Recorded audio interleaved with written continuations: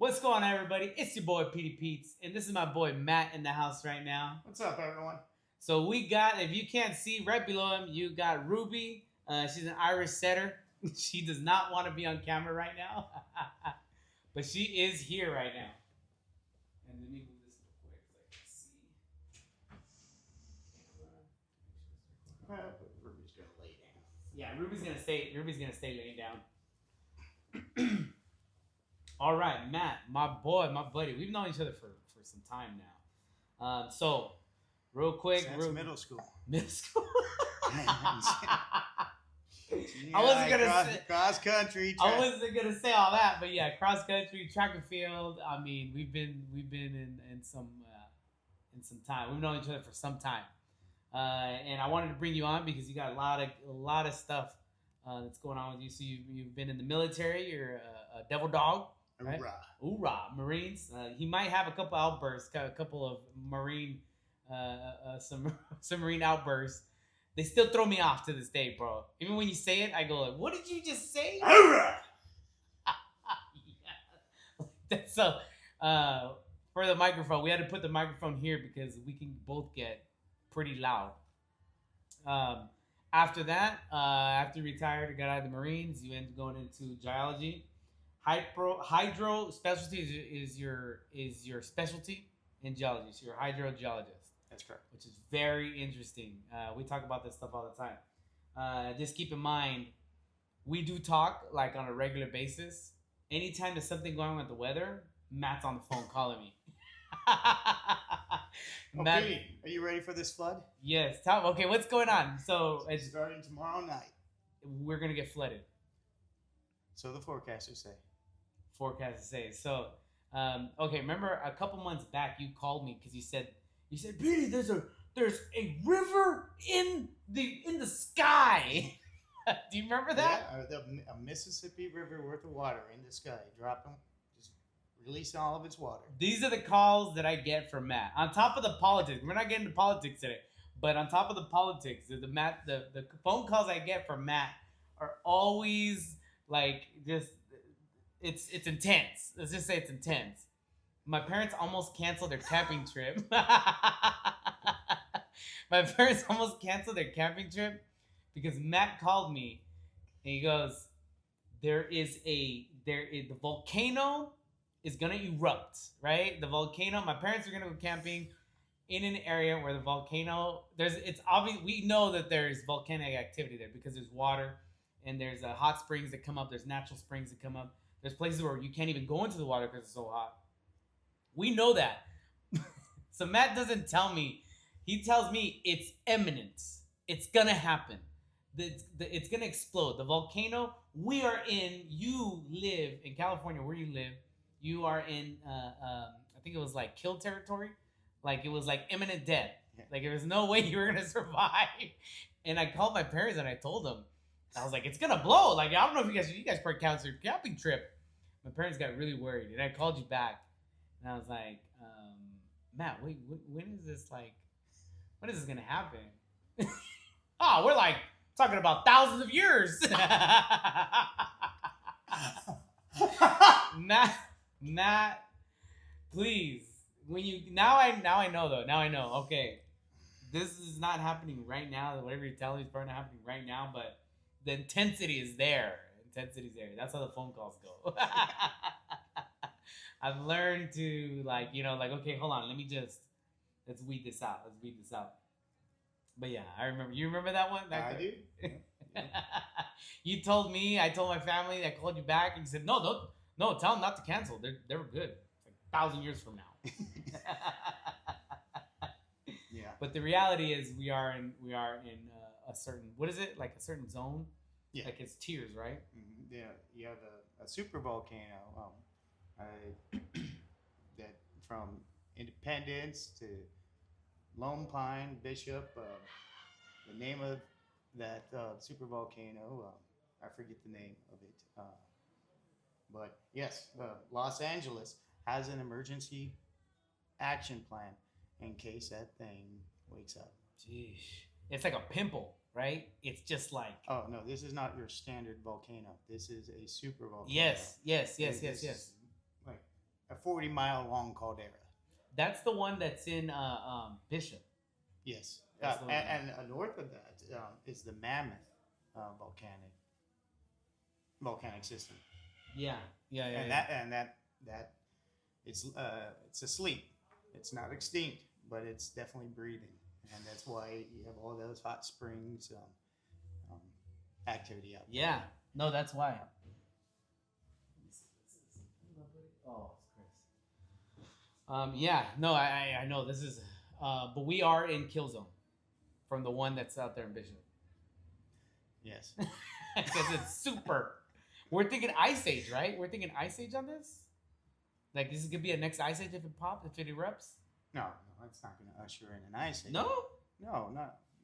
But massive massive damage. destruction and damage. Wow. Yes. California. It's just like Yellowstone up by me. That's a super Okay, volcano. is Yellowstone bigger than this one? It is bigger. Oh, really? Wow. But, These are the conversations we have. Seriously. This one isn't too much smaller though. Yeah. So Matt's like the dude that I go to when I have questions or thoughts about like certain things. I go, Matt, I need to talk to you about like what is happening, what do you see, what are you understanding, and you gotta give me like a real like, okay, this is what's going on. Even with politics, sometimes I bounce my ideas off you to see what you're thinking, where you're at. Okay, so before we get into geology, kind of want to get a little bit into who you are, what's going on with you. So we joined the military, the Marines. Hoorah! Hoorah! Semper Fi, devil dogs. Okay, what'd you do in the Marines? What were you doing? Aviation operations. Now this is a dream of yours, and I think you've talked to me about being in aviation for since you were a kid. Yeah. Since we were young. Now you're not in aviation. No. Okay, so while you're going through the Marines, you're in aviation. This is your dream. You're going. Okay. What were you when you're in the military?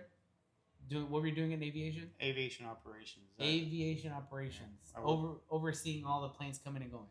Yeah, I did air traffic control, managed Marine Corps airfields, and worked in squadrons and help plan their operations. Intense.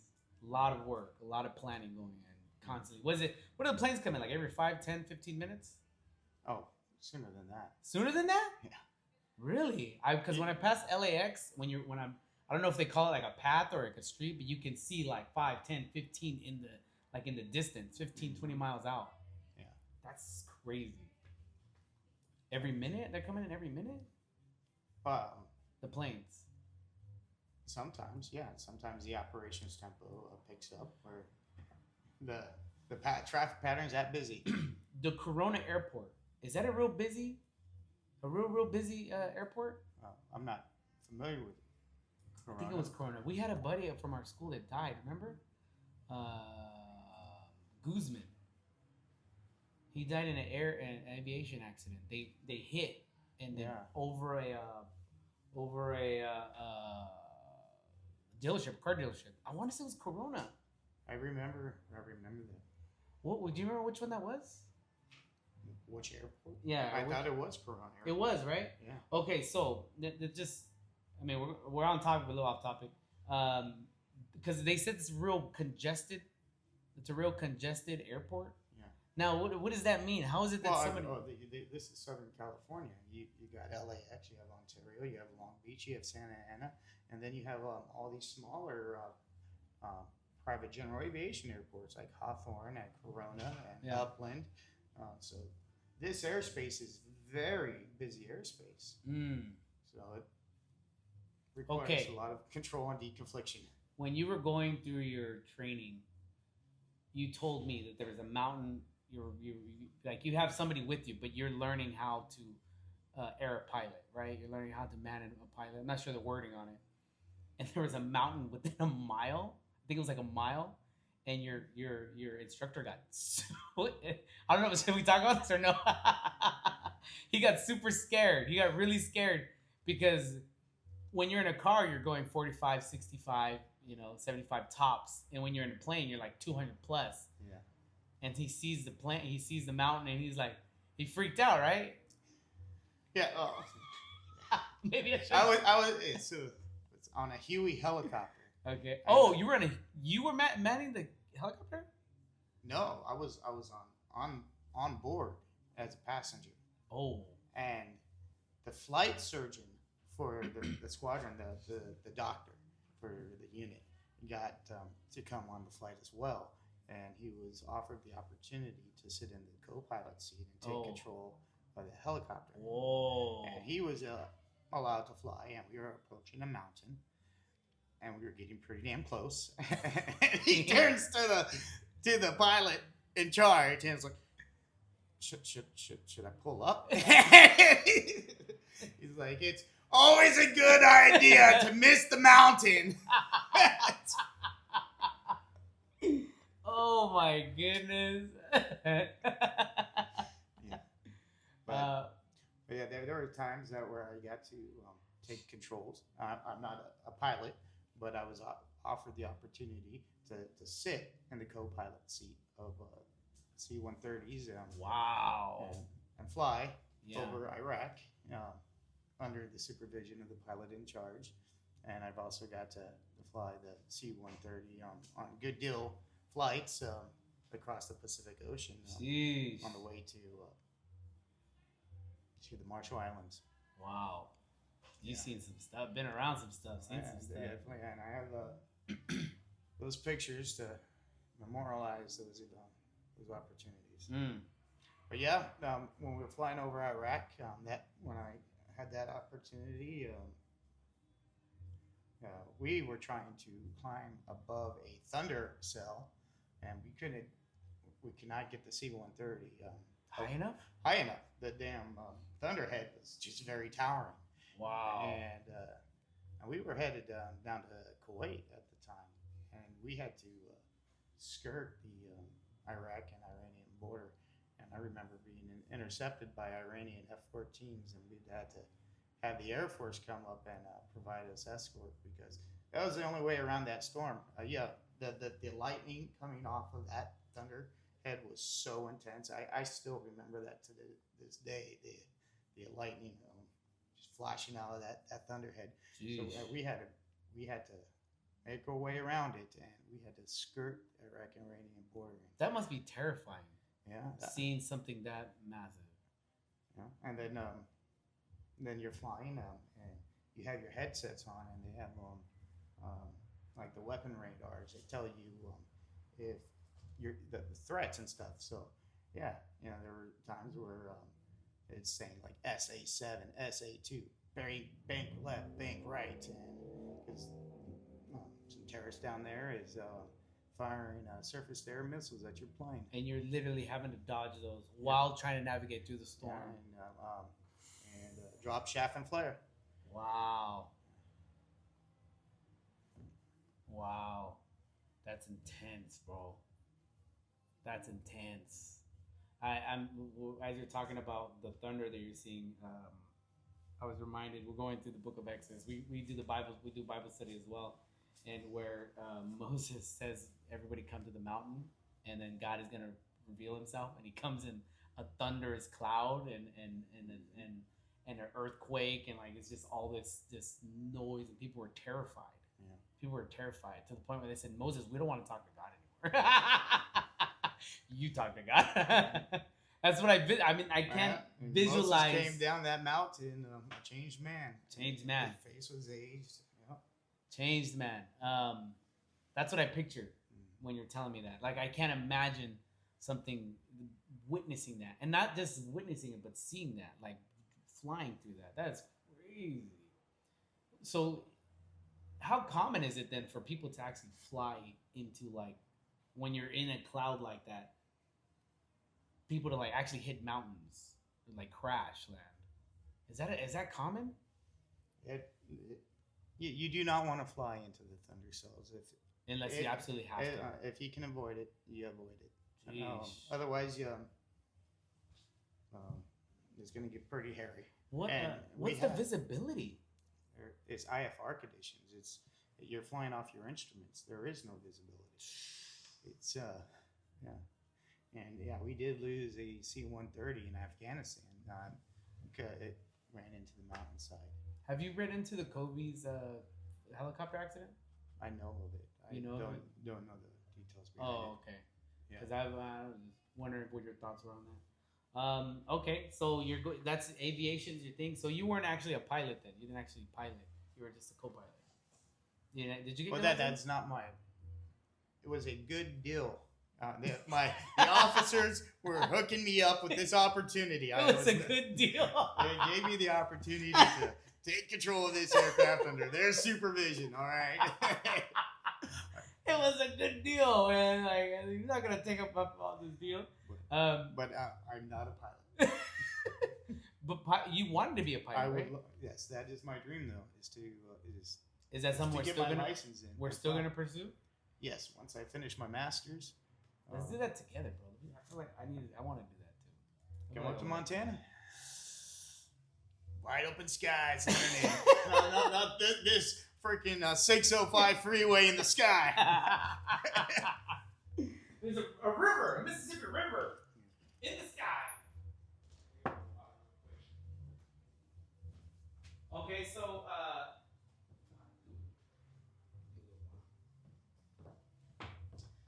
and we're back. All right, so 88. Montana's gonna be tough to get my. Is it cheaper to get your license in Montana? Yes. Anything's cheaper outside of this true. state. That's true. I don't know what I was thinking.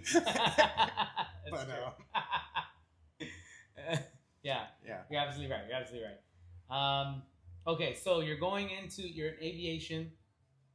You're taking jobs. Everything you did was regarding aviation, even when you're based in Iraq. Yeah, aviation. And then when did we get out of when did you get out of the military? I retired in 2012. 2012? Yeah. Sheesh. Okay, so I want to talk about the jobs you offered, being in aviation. Yeah. Because I kind of wanted you to do that because I was like, hell yeah, we're gonna be flying for free. My buddy, we're gonna be flying out everywhere. Nice perk. yeah, good deal. You know, it's a good deal. You got a couple of offers. Where anything from like big that we would know? I got an opportunity to manage the fixed wing operations down in Antarctica at McMurdo. Base down there is operated by the National Science Foundation. Really? And for all the scientific flights that are going out to different places across the ice, I would have been. I had the opportunity to manage those operations. So, dang. But this was 2008, and that's when you were going to get out. The first time you were thinking about getting out. The first time I was going to get out. And you re-enlisted. I did decide to re-enlist. I did not take that opportunity. Thought it would be more secure to stay in the military during when the recession hit. Yeah, 2008. That was the year. Yeah, the housing market dropped. That was the big housing market bubble. It popped. Yeah. Everything was on a fixed. Nothing. People were getting not fixed rates. They're getting fluctuation. Everything was fluctuating. Mm-hmm. So everything popped in 2008. Yeah, that was a good time for you to stick around in the military. Okay, and then 2012, you stayed you enlisted for 4 years. Is it 4 years or 5 years now? What do they offer now? Well, wasn't it 3, 4, and 5? Well, I know that you can do 4, and I believe for some jobs you can even do 2-year contracts. But for jobs that require significant training and expense to get you qualified, for pilots. Those could be a 10-year commitment to the military. Wow. So, gotta talk to a recruiter. Yeah. Because I want to say it was maybe when you enlisted, I wasn't thinking about enlisting, but I think it was a 3, 4, or 5 year. I think it's 3 or 5 years. Yeah, my first contract was a 5-year contract. Oh, really? I did. Yes, if I could have. At that moment when I enlisted, I tried to do a 20-year contract, but they said you couldn't do that. All right, 5 years. I remember you came back for boot camp. You were 1 year ahead of me. You graduated, and then you came back for summer training. We were training for cross country, and you came back. You dropped like I think it was like 40 pounds maybe, and we were just training.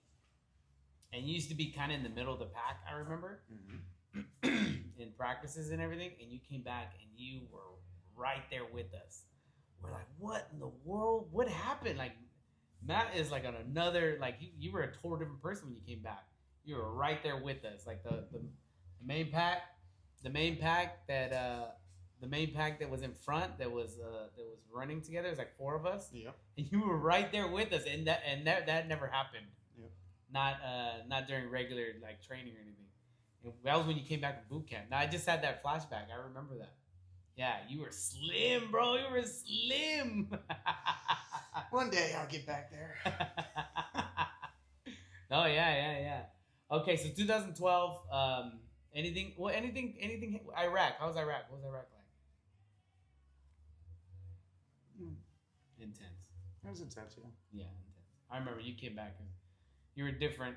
You were definitely different when you came back from a tour in Iraq. Anything specific? Anything you would like to talk about? Not really. Okay. 2012, you retired. Yeah. Why don't you stay in aviation, or what happened? So in 2012, I retired, and my dream was to fly. Ruby. Ruby doesn't want to lay on the ground. She want something? You want me to bring her something like this? You want to bring her this? Sure. You want to see? Let's see. She doesn't like the ground.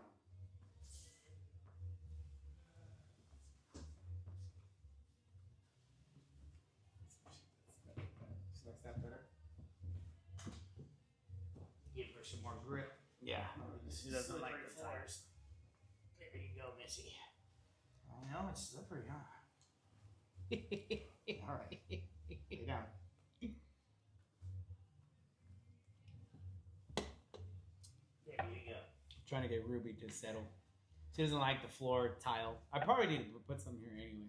Carpet or something. So, yep, I retired out of the Marine Corps in 2012. 2012. And moved from Hawaii to That's right. You were living in Montana. Hawaii.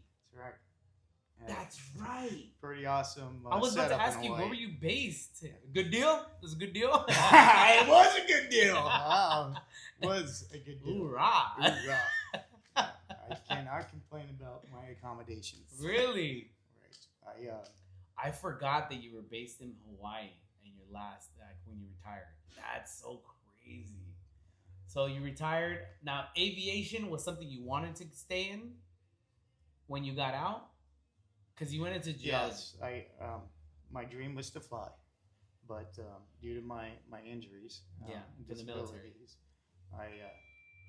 I am prevented from flying commercially,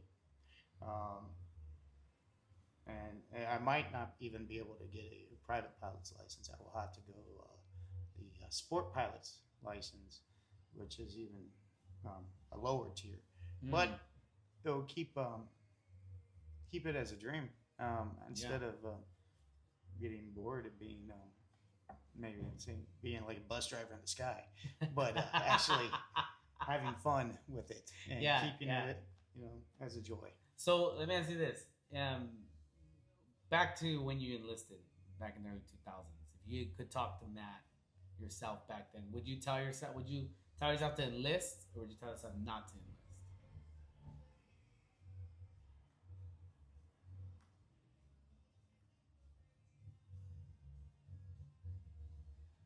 Oh, that's a hard question. Hard question. Yeah, I would. Probably only because of the aviation, you'd probably lean towards. I would pursued my dream of flying instead of going into the military. Yeah, but what my life's journey has led me into an awesome career in geology, and I absolutely love geology. Yes, I was pursuing my degree in aviation management, so I could I had the experience. I just needed a piece of paper. Yes. So I could go manage airfields. But I was 3 classes away from finishing that degree, and was required to take a science requirement. And took geology 101, and that was the class That was the pivot. that was the class where I constantly found myself digging deeper into the material. Very inquisitive. There was a natural inquisitive. Why is that? Why is that? Well, how's that possible? And every geology class since, I've had that same passionate inquisitiveness. Really? With geology. And so I found my natural passion. I found a natural love, and I pivot. So 3 classes away from graduating for aviation management. My goodness, to Matt. starting. So I had the business classes. I had the marketing classes. I had all that. And then I switched to pursue a degree in geology. All because you took one of out of the 3 classes you had to take, geology was one of them. Just a no. That's right. I have 2 classes left to take. That's right. So geology 101 was just like a science class. That was the science requirement. And had you taken just a different science, you could have probably. No, I was avoiding the sciences like the plague. I didn't want to do science and math. I used chemistry, physics. What? No. Oh. And you take the first one, and it blows your mind. You're just like, why is this? Why is that? You're questioning things. That's where geology came in. Found my natural passion. Let me tell you something. I call Matt, text him, what are you doing? Where are you at? He sends me the most beautiful pictures of these backdrops of snow and just greenery, rivers that I'm like, Matt, where are you? He's like, I'm working. Talk about, like, if you like camping, if you like the outdoors and getting paid to do it, you absolutely have that job. I do. Absolutely, bro. As a geologist. So walk me through, hydrogeologist, your specialty is in hydro. What do we talk? We're talking about water and how it moves, how it gathers underwater. Hydrogeology studies groundwater mainly, but it does focus on surface water. But a hydrogeologist studies the property of the subsurface of the material that makes up the reservoir that holds the groundwater. Mm-hmm. And so that's what we hydrogeologists study. We study the quantity and quality, and we characterize the aquifer. How far down are these the aquifers? Mm-hmm. How far down are they? Well, aquifers can range from a wetland expressing water at the surface and being completely connected with the groundwater to multiple aquifers stacked on top of each other in separation with dry units. But they can go thousands of feet deep. Now, are these still? Is this water just sitting there like a lake? It's flowing. It's flowing. It's moving. This is a real thing. There's actual rivers through the earth.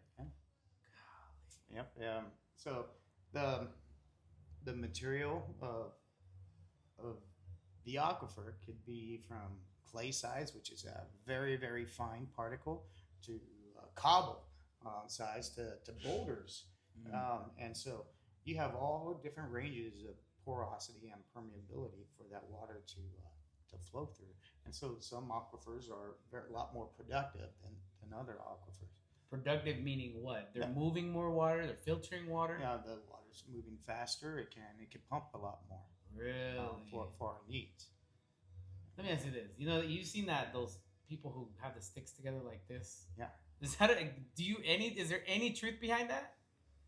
Trying to find water in the desert and you have these 2 sticks and that they move. Yeah, the wicking sticks. I do not know the science behind it. I don't know the science behind wicking sticks, but I have seen people use wicking sticks and find water. Yes. Really? Yes. That's interesting. We actually, me and Matt literally had a conversation about the aviation water. He literally was looking at it. He was giving me a breakdown of what the difference is between. This is. What were you saying this was? Oh, this is a natural spring water. Natural spring water. So this is groundwater that is popping out at the surface. And they're likely bottling the water at the surface, but it's It's groundwater. It's coming down from So the ground. he asked me, he goes, "This is the good water." I said, "Yeah, it's fancy, like fancy water." He goes, "No, no, no, it's groundwater." So I'm thinking like, "Hey, yeah, it's a nice bottle." He's like, "No, no, no, no. I'm looking at what it actually is." This is like the conversations that we have because you're a geologist. You're like, "No, no, this is yeah, it's different." Because I was like, "Smooth, right?" You're like, "Well, let me tell you why it's smooth." Let me tell you why it's smooth, right? Water has flavor, and it's You're right. flavored by the minerals that it's passing over. This is why some people don't like certain waters. Yeah. They taste it and they go, "Blah." I had a buddy of mine. His wife refused to drink certain waters. And I was like, it's so, next time I think about it, you are one of the people I know that loves water. From the time, as long as I can remember, you loved water. That you look for it. But I had a buddy of mine, his wife, she would refuse to drink certain waters. He would drive around and look for a place, and certain water she just would not drink. And she was like, "I like this water, I like that water." And then other place where they'd go and get filtered water, she would not drink it. So yeah, it's flavored by the minerals that are in it. That's right. Ah, The rocks flavor the water. And okay, so you go into, you start going into geology. I also want to go through a day to day. You pivot from aviation to geology. You want to be a geologist now. yes. Now And my focus was not on groundwater. It's just one of those things you fell into. I fell into because of the issues I was personally facing at home. I was pursuing geology, my bachelor's degree in geology, and I have 2 horses and a miniature donkey, and we had at least 3 or 4 years of severe drought. So the pasture just was not growing. And all the ranchers were offloading all their cows across Montana. This is in Montana. Yeah, this is in Montana. Yeah. So no rain to make the natural vegetation grow. So I wanted to know if I could use my groundwater, my well, to supplement the natural precipitation, the rain. So is the grasses on my land, the soil on my land, is it all going to be compatible with my groundwater? Because it's all about chemistry. Really? It is. Yeah. You could destroy your crop. You could destroy your field by applying the wrong type of water. What? That's right. So you're okay. So you're thinking like, can I even use this water? Yes.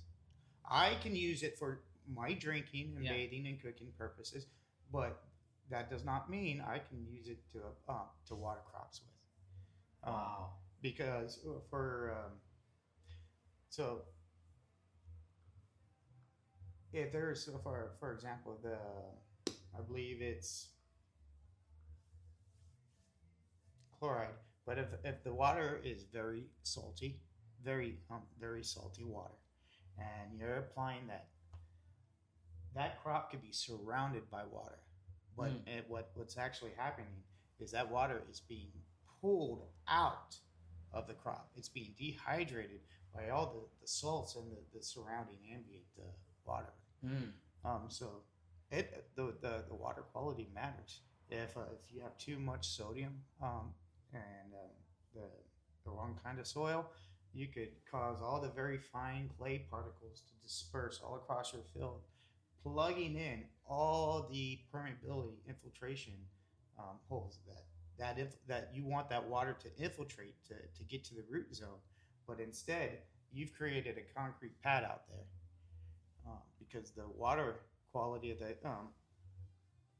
cause sodium dispersion. So okay, you know this through being a geologist, or is it something that's? Yeah, I don't know anything about this. But this is what I had to learn during my undergraduate. Again, I wanted to learn if my groundwater and my soil and my natural vegetation out there would all be compatible if I started applying my groundwater. And so I wasn't going to go hire anybody to tell me that. I'm finishing a degree in geology. I can figure this out. So That is the most Matt thing I've ever heard. this is this this is coming from the same guy who had your wheel was your alignment was off and you tried to fix it, correct it on the freeway. Why is my steering wheel straight? You're like, duh, on the freeway. That is the most Matt thing I've ever heard. I can do this. I don't understand why. Okay, so Matt gets an idea. I can figure this out myself, and then it goes in there. And so yeah, I took undergraduate research classes where my that class was tailored for me to research my soils, my groundwater, and the vegetation, and so I worked with my research advisor in my undergraduate, and I worked with the state of Montana, the Montana Bureau of Mines and Geology, the local field office. So to just give reassurance, everything that I am researching and learning and developing opinions and conclusions on is jiving with experts that actually work in groundwater. And so that's what led me into an internship with the Montana Bureau of Mines and Geology, and I got offered a position when I began my master's. Yeah. So I'm working on my master's right now. I have 1 year left in environmental geology with a heavy focus on hydrogeology. That's so crazy, Matt. That's how you ended up there. Geology was just you wanted to be a geologist. Now you're like, well, what's going on with my water? And now you're a specialty in hydro. And water's important. We all need water. Have you determined if your water from your natural spring can be utilized? Yes.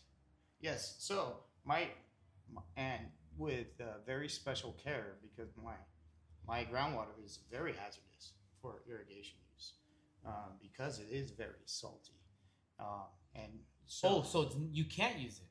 I can, but I have to use it. I have to manage it. I have to apply a lot more water than that crop needs because my groundwater is so salty that I need to push all those salts that are coming in. I need to push that below the root zone so it continues to infiltrate. We call this the leaching fraction. So I can use my groundwater, but I have to apply a lot of it to push the salts down. Otherwise, when the vegetation or the crop begins, the soil begins to dry up, evaporation and the roots of the crops help pull up that groundwater that's in the soil, pulls it up towards the surface. And what the plant isn't taking, that water evaporates out to the atmosphere, leaving behind salts at the surface. And those salts are not good for your vegetation or for your grasses. Are going to end up killing them. You know what? It brings me to this idea that they say that like cultures got lucky. The cultures that we had that were able to grow the right crops, they gave you the right proteins, got lucky. Not only did you have to know what crops you needed to survive, but you also needed now you need to know what kind of water you can use. So literally, it's luck. Yeah. You literally have to be lucky. You really have to have the right soil with the right water, and then now on top of that, grow the right crops. Right. And so, in where I live in central Montana, the primary source of irrigation water for the big farmers out there is the river, surface water, and those rivers are charged by the melting snowpack in our mountains, and that snowpack is very good quality fresh water that causes our rivers to rise during the spring runoff, and our irrigators pull that water from the river and apply it to their property to irrigate with. But by July, all that snowpack has been melting off a lot sooner, and so that fresh water diluting the salty rivers has passed out of the state. It's gone on to North Dakota, South Dakota, and our irrigators have to stop irrigating by July. And in other areas of the state, they're able to continue to irrigate until October. So the fresh water quality is essential because by July, the, the the river is too salty because it's being charged primarily from groundwater. So groundwater is also flowing, being discharged out to the surface. So because they're melting sooner. Yeah. The timing is off. Yeah. So we're experiencing more torrential um, downpours, so more intense precipitation events. And our snow pack is melting off sooner, and our stream and rivers are warming up. It's stressing out the fish. It causes the fishing season to come to an end early. Wow. Yeah. Wow. And it disrupts the rest of the irrigation season. Okay, Montana, where you're at, is it considered like a desert type? I don't understand. Yeah. Like, really? Where I live is near Billings, Montana. It is semi-arid. It is considered a high desert. Really? It is. Yep. Wow. So it receives that area where I live, receives on average 12 inches of precipitation per year. So not much. Wow. And some of that rain could be delivered in one or two major torrential downpour events. Okay, so during the irrigation season. The water coming down that's already, you have to, okay, is that affecting your land, your area? The water melting from the snow? Yes. It's all about timing. And so you gotta remember, Matt is intense. Like, Matt's intense about certain things. Like, it's like, bro, we gotta be on time on July. We gotta cap it off. These are the phone calls that I get. You know, like, it's intense. Matt is intense because you understand what could happen if we don't block certain things off in July. If the water goes too far, if we aren't paying attention to the timing, the how much trouble we're gonna be in. So yeah, you're seeing the future of things. And I believe it was 2022. Yellowstone National Park got devastated. It was completely wrecked, and all the drainages coming off the Beartooth Mountain Range. When you say wrecked, like no water or too much water? They had way too much water. Really? The land got rearranged. It was significant. To say the least, it was significant. Let's just say. Yes, we lost over 40 bridges. Whoa. We had houses falling into the Yellowstone River. It was a serious event. And what happened was it's called a rain on snow event. So up in the high elevations, you had the snow that was beginning to melt. It was warming up, and then since it was already warming up and beginning to melt, you had rain come through, rain on top of that snow, and it made it melt just like that. And you had people had rude wake-up calls because the town of Red Lodge, Montana, their main street became the river. The river left its channel and diverted down Main Street. Wow. It was so Beartooth Mountains is a big mountain range, and you have all these different drainages coming off of it that go to the Yellowstone River, which is the main river artery. Oh my goodness. That these drainages charge. And so yeah, we're having more rain on snow events, and so the warmer temperatures, the shorter winter seasons, and the warmer snow is causing us to lose our fresh water that we depend on earlier in the year. So what we're doing is we're looking for areas across the state of Montana to develop infiltration basins for managed aquifer recharge. So we know that this water is going to flush out of the state before we can use it. So plan for the future. If we can encourage this water to infiltrate and be stored within the ground, where it's going to flow out at a much slower rate and be available for our irrigators to draw upon in the future when our rivers are not up to the par for irrigation. Now, going back to school, you did a thesis for your master's. It was your master's? Yes. Can we touch on that a little bit? Sure. Yeah. Because that also was part of you. Your thesis is based on also what an idea that you had. Because you got into hydro because you're like, I can do this. Matt thought, I can do this myself. Is this also because I remember salt is in your thesis? Salt is, it's also there's salt buildup, right? And so is that also how your thesis came about? You're seeing a problem, you're seeing an issue in your area?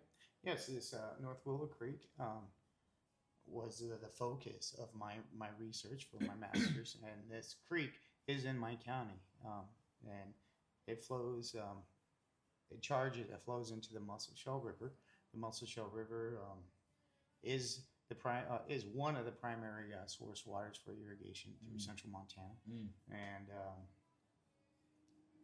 the irrigators have to stop in July, pulling from that river. And so if we can lower the salt content impacting that's going into the Muscle Shell River, that could potentially help the irrigators keep a fresher source water for longer. So we had this creek, North Willow Creek. The landowners were concerned that the salt content of the creek and the very shallow aquifer that it's connected with is getting very too salty. Is salt normal, like everywhere? Oh, salt's normal, yes. It's normal everywhere. Yeah. It's not just like in the ocean where it's just like no, it's everywhere. It's everywhere. And salt's not just sodium chloride. Your table salt. There's all kinds of salts. What? Yes. That's for another podcast. But so there's this white salt out there. Yes. In North Willow Creek. And the like the table salt, or is it a different type of salt? Oh, it's a different type of salt. Okay. But we had to figure out what type of salt this is. Okay. We don't know what this is. So the question was, because the landowners along this creek are ranchers that graze their cows, and they rely on that creek for water, for the drinking water for their cows. Mm-hmm. And the salt in that creek is getting so high that it's deadly for livestock. Oh no. Yes. And so this creek flows through multiple oil fields, and so they have been pumping and drilling for oil out there since 1919. And historically, before protection practices were put in place, wastewater would just get put out in wastewater basins unlined, and this wastewater could infiltrate and impact the aquifer, and then that groundwater. Aquifer is like a storage of water underground. Yes. Are we able to tap into that, or is just okay? And so you have in the North Willow Creek area, you have the unconsolidated. It's loose rock and gravel that has not cemented into a solid rock. Okay, it's unconsolidated at depth, and it's connected with the creek at the surface. And then you have much deeper aquifers that are in the bedrock. So the aquifer I'm looking at is the most upper aquifer, unconsolidated, in connection with this creek. And both the surface water and that groundwater, the salt level is way too high. It's deadly for the livestock. But for us as well. And for us, cows have 3 stomachs. I know. How could nobody? That's so weird that it would get so salty. Yeah. So they're thinking the drilling, 1919 up until present day. They're thinking that salt is coming from there. I think the landowners were concerned that the salt that they're seeing was related to the oil production that has been going on since 1919. And if that were the case, then I'd find the well that was the culprit. Yes. And then, but I was guided by the data, and the chemistry showed that these salts are not the typical salts that are associated with oil reservoirs. Oil reservoirs are strongly sodium chloride. And the salts that we were dealing with at North Willow Creek is sodium sulfate. So with sulfate being the dominant ion in that creek, and so it was the same story in the groundwater as well. Sodium sulfate. Sodium sulfate is natural to that area. Why? Yeah. Why is the sulfate being concentrated at such hazardous concentrations along this creek? Yeah. And well, this creek is an intermittent creek. It doesn't flow year round. It only flows when continuously at the surface during very wet years, or during peak spring runoff when all the snow is melting off from the mountains and it's charging this creek, right? But since this area is very arid, it receives about 12 inches of rain a year. The ranchers rely on this creek for its water source, and since it goes intermittent, the landowners want to keep this water around longer for their cows, so they have developed dams along this creek. And so it's like buildup. It just builds up. Yes. So it traps the water, it dams the water, it prevents that water from flushing out of the watershed. Oh yes. And so the water's highly concentrated in sodium sulfate salts, and when water evaporates, only the water leaves. The salts are left behind, and they precipitate out into this white chalk that you see everywhere. Wow.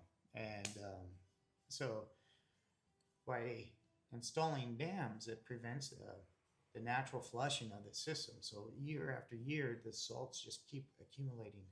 And to unravel this story, we had to look at the major ion chemistry of both the surface water and groundwater, and look at the isotopes to look at all the different processes occurring along this system. And the data was very clear that this was modern water of today. Wow. Not really, really old water that's associated with oil, because that's about 12,000 feet deep down there. That's really old water. And so using the chemistry, it told a very clear story that these are natural processes occurring that are being exacerbated by the use of stock dams and ponds along an intermittent system. Wow. So, yeah. That's interesting that I remember we talked about this. I remember you talked to me about what you were doing. And then when me and you were both, I think, on the same page. We thought the oil companies, you know. When I first took on this project, I had the same assumption that, this is oil and gas related. But no, it wasn't. Just damming it over and over and over for years. The content build up. You talked about the water being a certain age. Carbon dating. Do you deal with carbon dating? So carbon dating is only good up to 50,000 years. So from present to 50,000 years back. So majority of geologists aren't applying radiocarbon dating. They're using other radiometric dating methods like potassium, argon, and lead and uranium, which have half lives of billions of years. So when we look at the Earth and rocks that are really old, we need a tool that can date well beyond 50,000 years. And so carbon dating is good for very recent, geologically speaking, events. But yes, we can apply carbon dating. But I would recommend to use it in combination with other dating tools. You don't use it just by itself. Okay. So you would say so carbon dating is accurate up until 50,000 years.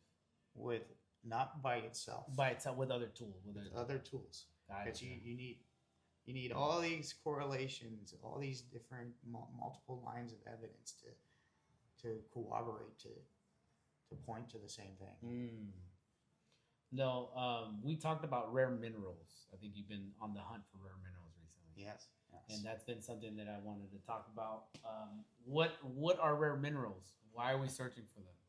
Well, rare earth elements are what makes modern society operate. Your television, your phone, your electronics in your vehicle. Batteries? Are we talking about batteries as well? Your batteries, magnets, satellites, weapons. Everything needs rare earths these days. And over 90% of the world's supply is coming out of China. That's what I thought. I could have swore you had told me that. So the whole world is on the hunt for rare earth elements and developing a production and processing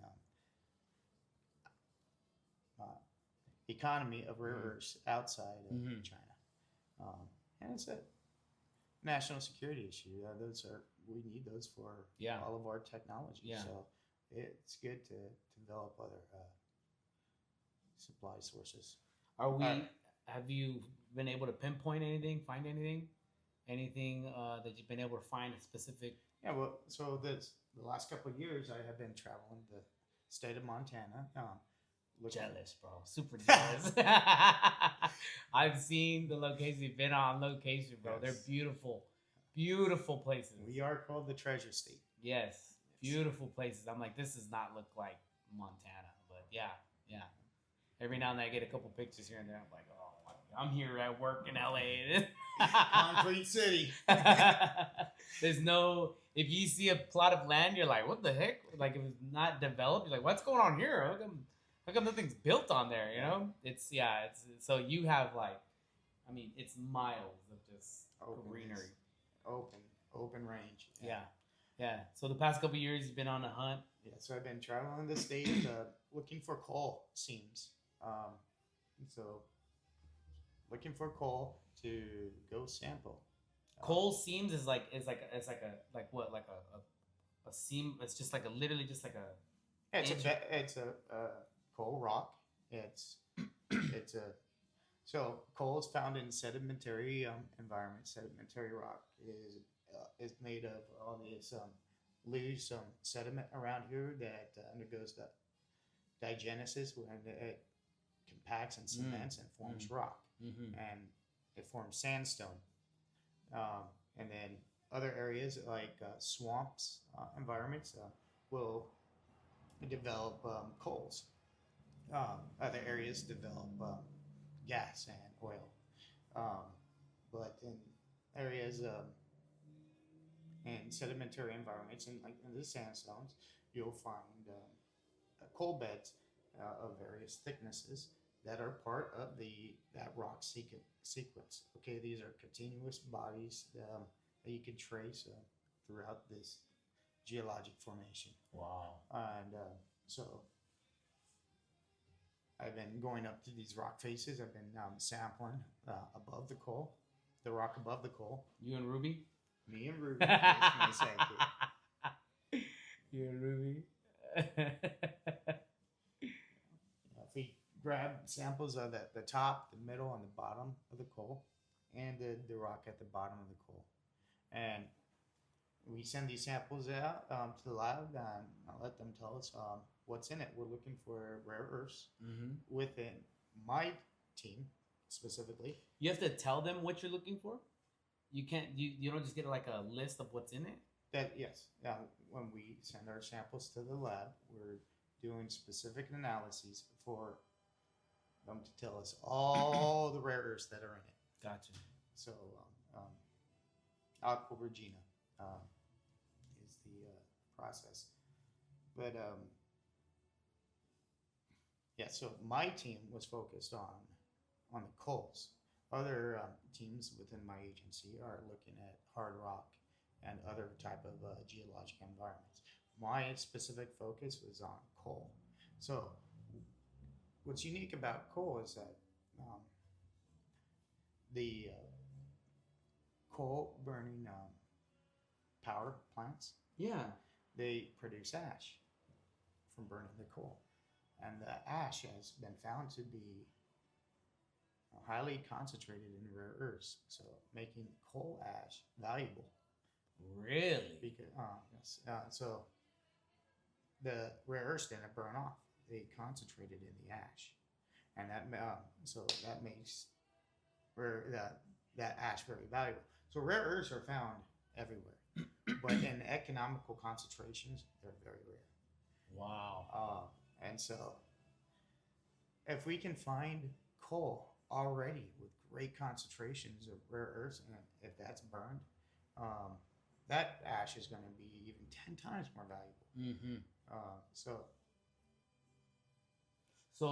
the 10% that we have to get from, we're getting 90% from China. Where's the other 10% coming from? All over? Are we getting do we have our own? Australia. Yeah. There are other rare earth mines around the world, but the processing of the ore is being done primarily in China. What? Yes. Wow. Yes. So even if we find the rare earths, we still have to send it to China. And then, oh my goodness. So that's something else that's being worked on is maturing. Matt, I better not earths. find out that you switched your major and now you're getting in to figure out how the minerals, how we're gonna process the minerals here in the States. I better not find another Matt answer out of you. Well, I'm gonna figure out how to do it myself. Oh my goodness. Well, okay. You know I'm already thinking about it. Right? I believe that you are. I would not doubt it. It's a Matt thing to do. So yeah, because I remember we talked about this, and you're very concerned because it all has to come out of China. 90% of it comes out of China, and obviously for obvious reasons, you know, if we ever go to war, if anything, yeah, we're gonna have a problem. Right. It's gonna be a problem. Yeah. So before we wrap up, Matt, one, if there's anything else you want to add about being a geologist, but also, let's say somebody's watching, they want to get into geology, they want to be, this is something they're thinking about, they're interested, what would you recommend to them? Anything else that you might want to finish up with? Yep. Take the math and the physics and the chemistry seriously. Let's do this. We'll give you the microphone because I know we were allowed to go ahead and take that mic right now. You can just talk into them directly. If you're going to work as a geologist, as a career, I would recommend to pay attention to all your upper level advanced math, chemistry, and physics courses. The general geology courses are really fun and big, broad view concepts, but to apply the tools that you need to put that story together comes from the math and the chemistry. You can't blow those off. Pay attention because you're going to need to use those tools. Good to go. Let's say people want to find you. Do you want to put an email out there or anything? If people want to write you something? Yeah, I can be reached at msmith9@mtech.edu. Yeah, because you have no social media. That's correct. No social media. No social media. Okay. Yeah, if you guys want to email him, that's the only way to contact you. Or you can contact me and I'll put you in contact with you. All right. Good to go. All right. All right. Thank you, everyone. All right, guys. It's your boy Petey Pete's. We got Matthew, and then we got the girls in the background. It's double S for the podcast, guys. Thank you guys so much.